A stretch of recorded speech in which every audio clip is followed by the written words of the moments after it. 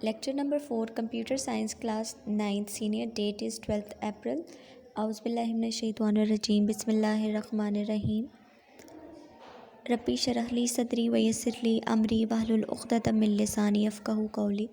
Assalamu alaikum dear students. I hope you all are doing well. So today we will start new topics of chapter number 6, that are types of malware and how malware spreads. So after the completion of these topics you will learn about types of malware and about different kinds of computer viruses and how they spreads. आप इस topic में ये पढ़ेंगे कि malware के क्या reasons, क्या causes होते हैं जिसकी वजह से वो स्प्रेड होता है. Okay, come to the 161 page of your book. बेटा, you have already studied the first type of malware, that was computer viruses. So the next one is worms. A worm is a malware that transmits itself over a network to infect other computers. अब malware की एक type है worm, जो कि ख़ुद ब खुद फैलता है ओवर द नेटवर्क के ज़रिए और दूसरे कंप्यूटर्स को हार्म करने के लिए, उनको इन्फेक्ट करने के लिए. ठीक है, worms can be harmful like a virus. ये भी क्योंकि मैलवेयर की टाइप है तो डेफिनेटली ये भी नुकसान एक वायरस की तरह से ही इसका होगा. अब ये एक ऐसी टाइप है मैलवेयर की जो कि ख़ुद ब खुद फैलती है. तो आपके पास ऐसा क्वेश्चन भी आ सकता है कि कौन सी ऐसी टाइप है मैलवेयर की दैट रेप्लिकेट्स इटसेल्फ या फिर दैट स्प्रेड्स ऑटोमेटिकली, ठीक है, ऑन इट्स ओन, कि जो ख़ुद ब खुद फैल सकती है. तो ये वो टाइप है आपके पास. ठीक, इसके साइड पे ब्लॉग भी है आपके पास. ब्लॉग में आपको ये बताया जा रहा है कि जो फर्स्ट कंप्यूटर वायरस था that was named as brain was created by 2 Pakistani brothers. 2 Pakistani भाई थे जिन्होंने इसको क्रिएट किया था और उनके नेम्स क्या थे? बासित फ़ारूक अलवी एंड अमजद फ़ारूक अलवी इन लाहौर इन 1986 में इन लोगों ने ब्रेन नाम का कंप्यूटर वायरस क्रिएट किया था. Okay, come to the next page.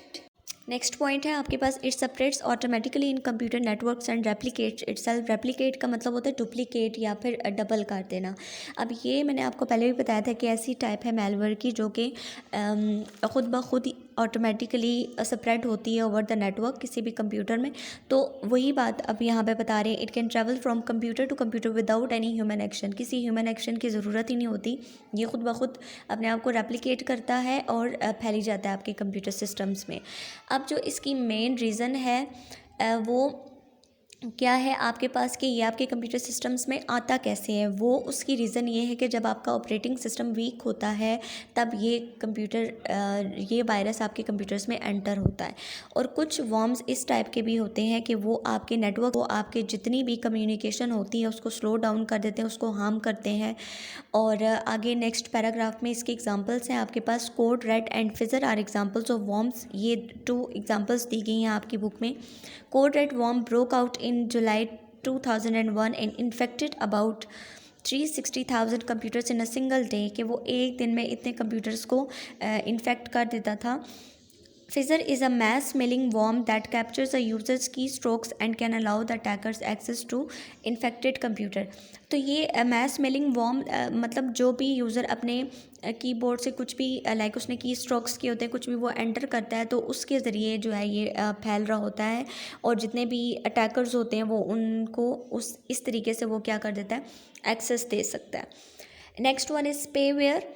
Spyware programs are developed to spy on computer users by gathering information about their activities on the computer. अब स्पेइंग का क्या मतलब होता है? जासूसी करना.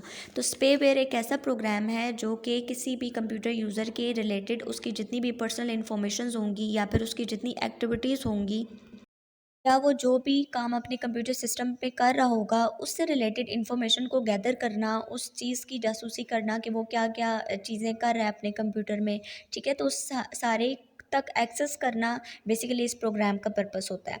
Spyware is develop for the personal benefit of the creator. जिसने बनाया होता है, जाहिर सी बात है अगर वो उसकी पर्सनल इन्फॉर्मेशन ले रहा है तो उसका अपना फ़ायदा है उस चीज़ में. ठीक है, it perform secret operation such as stealing password और banking PIN, personal identification number और other personal information about user.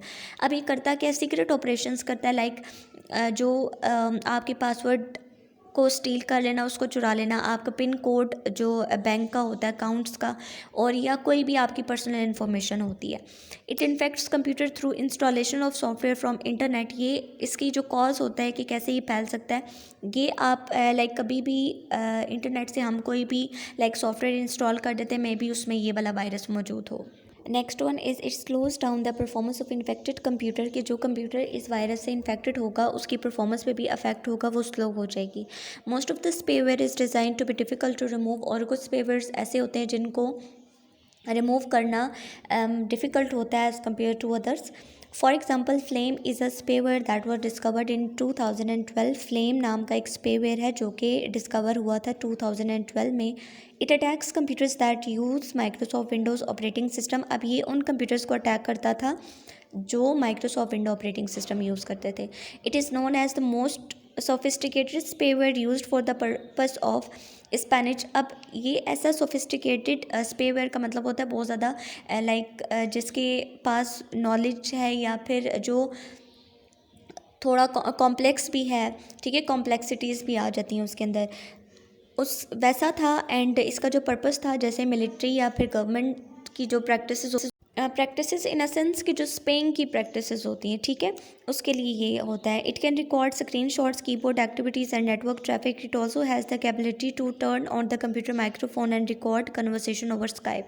तो ये क्या करता है कि ये स्क्रीन शॉट्स और कीबोर्ड की जितनी भी एक्टिविटीज़ होती हैं उस यूज़र के कंप्यूटर की, वो भी रिकॉर्ड कर सकता है। और इसमें एक ऐसी सलाहियत भी कि ऑटोमेटिकली आपके कंप्यूटर सिस्टम का माइक्रोफोन ऑन हो जाता है और जितनी भी कन्वर्सेशंस होती हैं स्काइप पे या कोई भी ऐसी, उसको भी रिकॉर्ड कर लेता है, ठीक है।